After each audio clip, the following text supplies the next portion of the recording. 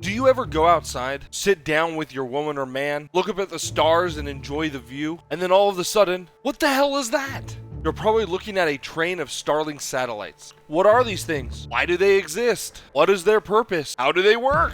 I'm Hamlik, and this is everything you need to know about Starlink. Before we dive into this, if you are new to this channel, I usually provide daily gaming content, so subscribe and turn those alerts on so you don't miss out on any of the action. If you like this video at the end, don't forget to hit that like button and leave a comment down below to let me know what you think. Let's not waste any more time. Without further ado, let's get it.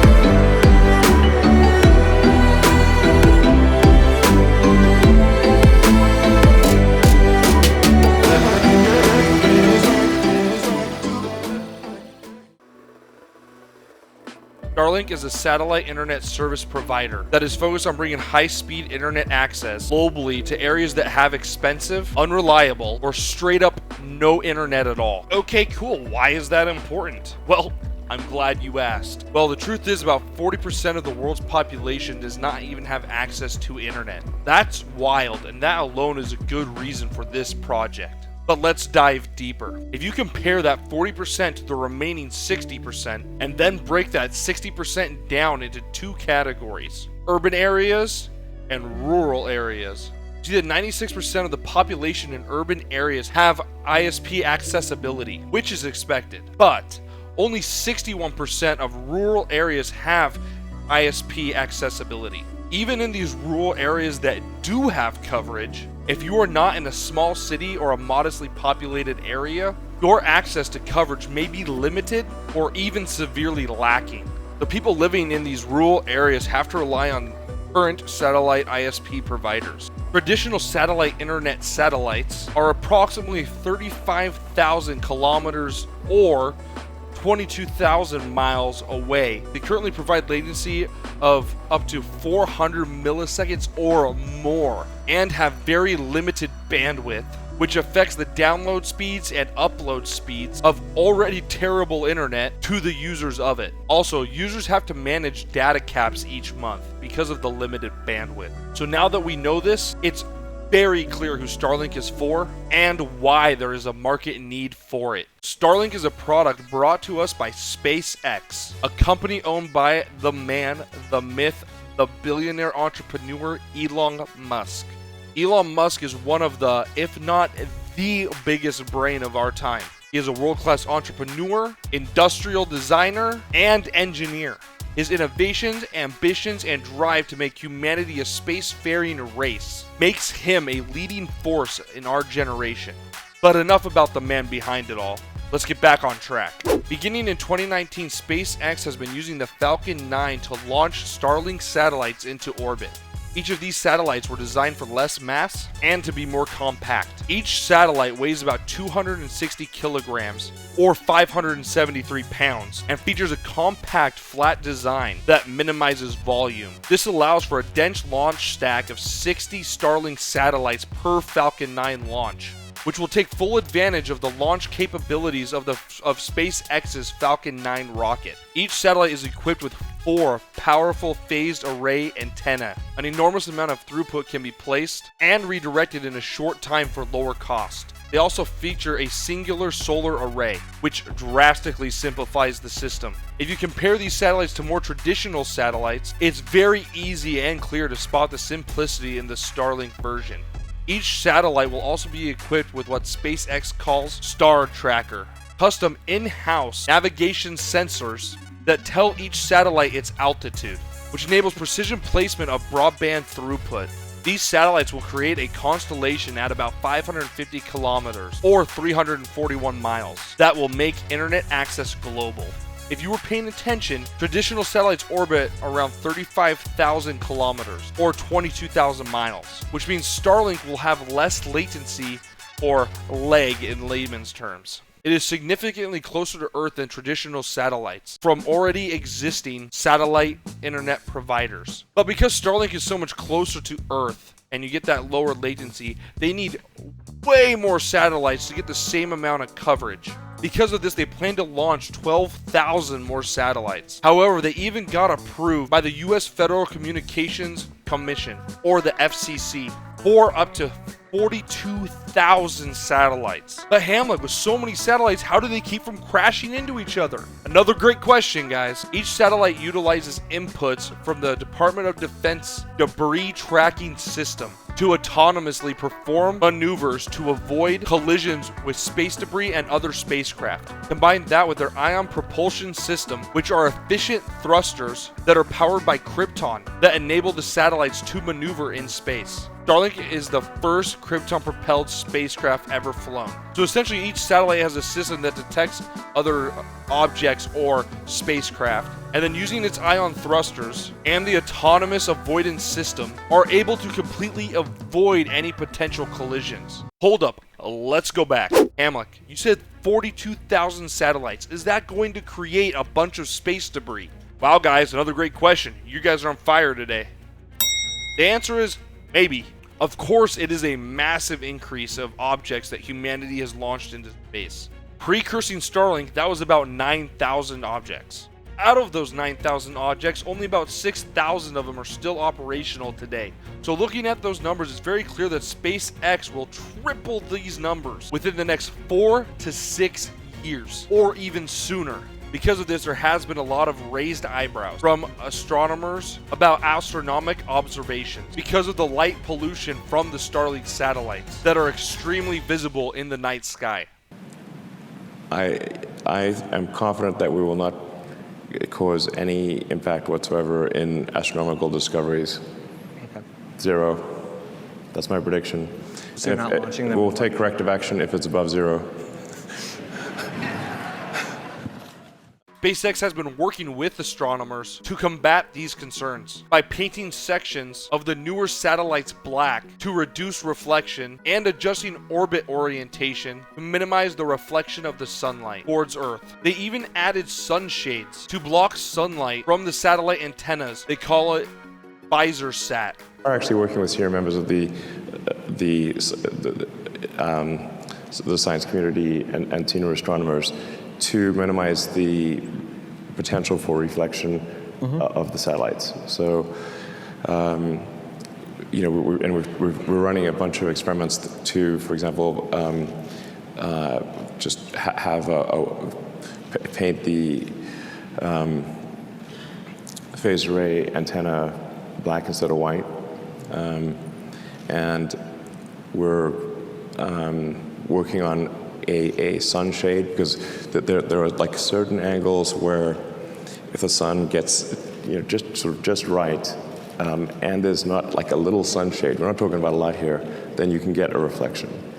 And so we're launching a sunshade, changing the color of the satellites, and otherwise minimizing the potential for any impact. Even like aesthetically, this should not be an impact, I think. What? Zero. Now let's get to the concern from people about space debris, overcrowding, and the Kessler Syndrome.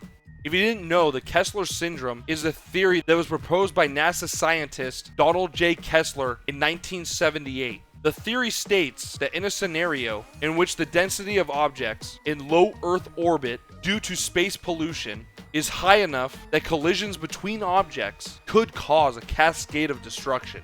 This is also known as collision cascading or ablation cascade. To address this problem, SpaceX satellites have a planned lifespan of 5 to 7 years. At the end of life, the Starlink satellites will utilize their onboard propulsion system to deorbit over the course of a few months. In the unlikely event the propulsion system becomes inoperable, the satellites will burn up in the Earth's atmosphere within 1 to 5 years. Significantly less than the hundreds or if not thousands of years that would be required to do the same thing at a higher altitude. In addition, 95% of all the components on the satellites are demisable, which means that when these satellites are at the end of their life, they will be naturally slowed by the Earth's atmosphere and ultimately be vaporized into dust as they re-enter. This raised the question about the atmosphere and then the negative effects that it would have on air pollution. Unfortunately, I am not going to go into detail about this because both arguments are pretty speculative. However, SpaceX is in fact trying to address all the problems that have been brought up to them. One issue that I thought was interesting, that is also kind of out of SpaceX's control, is that there are areas of the world where I speculate that will ban Starlink service. The biggest example of this would be China, where their internet access is already being censored. Elon Musk even said, Then we have one, from our standpoint, we could conceivably continue to broadcast and then have a choice of trying to shoot our satellites down or not. China can do that. So probably we shouldn't broadcast there. if they get upset with us, they can blow our satellites up, which would be good. So, I mean, I'm hopeful that we can structure agreements with various countries to allow communication with the system, but it is a country-by-country basis. well, how does it perform? If you want to see specific examples of performance, be sure to check out my other videos on this topic. So each satellite orbits around 550 kilometers away from Earth, which is 341 miles. This is important because the farther they are away, the more latency there will be. Currently, Starlink's latency, or lag, ranges between 20 to 40 milliseconds, but it is expected to get below 20 milliseconds as more satellites are launched into orbit, which is faster than cable internet and comparable to fiber optic broadband. Well, it will be it should be a good experience because it'll be very low latency, and we're targeting latency below 20 milliseconds. So somebody could play a fast response video game at a competitive level. Right. Like that's the threshold for the latency. Starlink's current download speed ranges from 50 to 150 Mbps, but is also predicted to increase with the addition of more satellites. One thing that we have to keep in mind through this whole video is that Elon Musk wants Starlink to provide gigabit internet to everyone that does not have internet access now. Starlink does face a pretty big problem though. Even though Starlink will have global coverage, its main target is rural areas because each satellite has limited bandwidth. So more densely populated areas like LA or New York will be limited to how many people can purchase Starlink in these areas.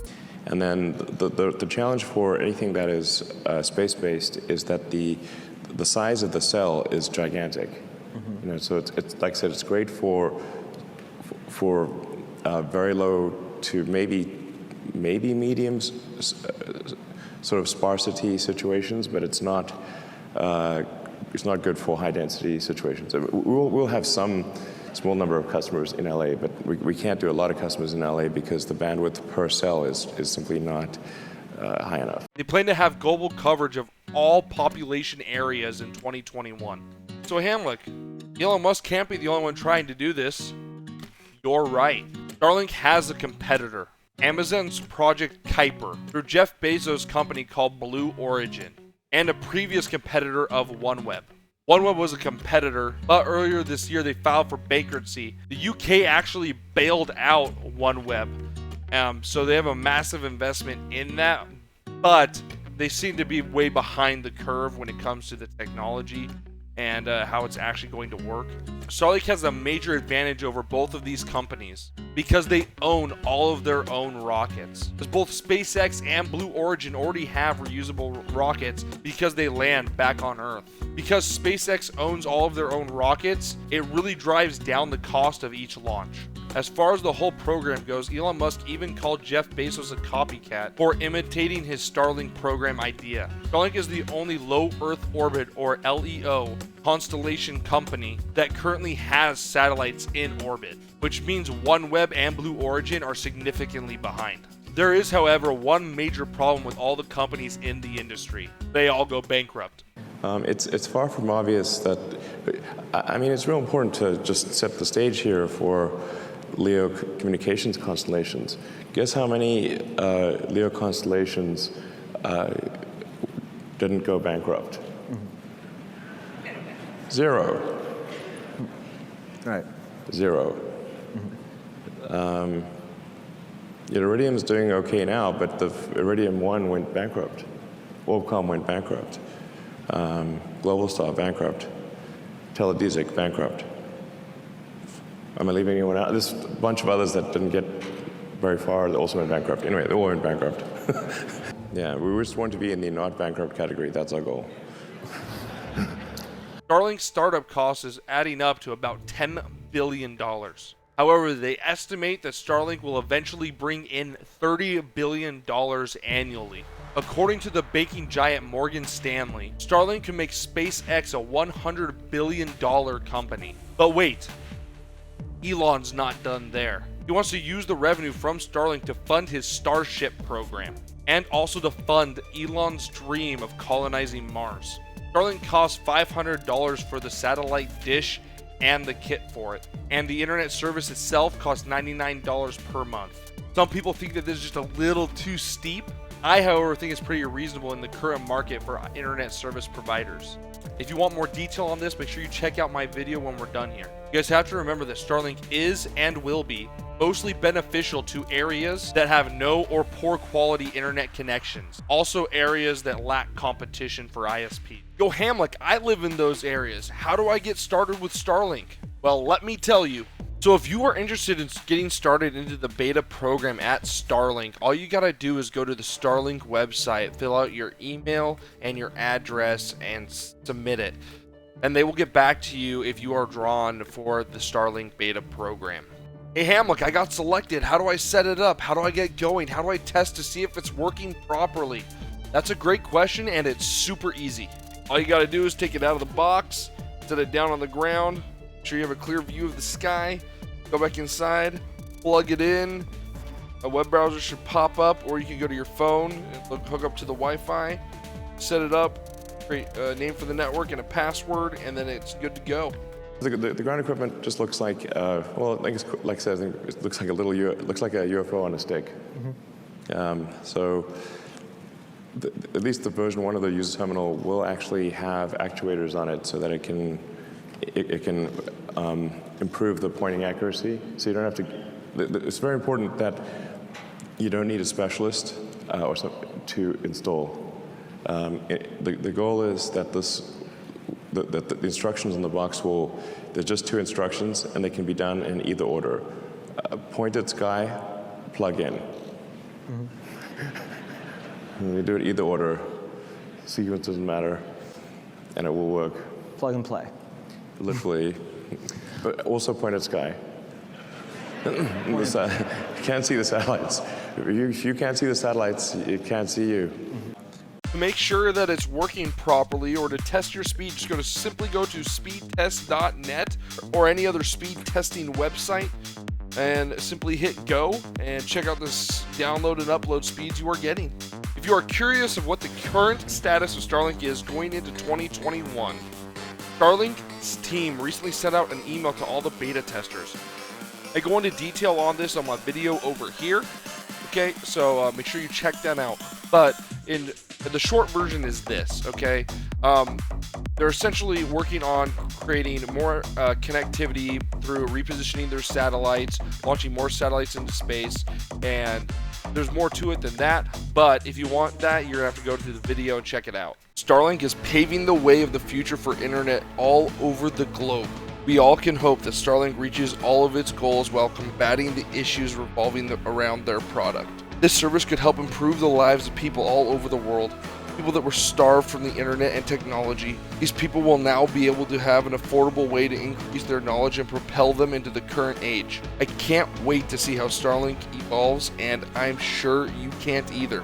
If you guys enjoyed this video, please don't forget to leave a like and a comment down below to let me know what you think. If you want to go in more depth to all the different functions of Starlink and what it's capable of as far as gaming, live streaming, and all that stuff, be sure to check out all my other videos I've done on this topic so you can get more information on Starlink.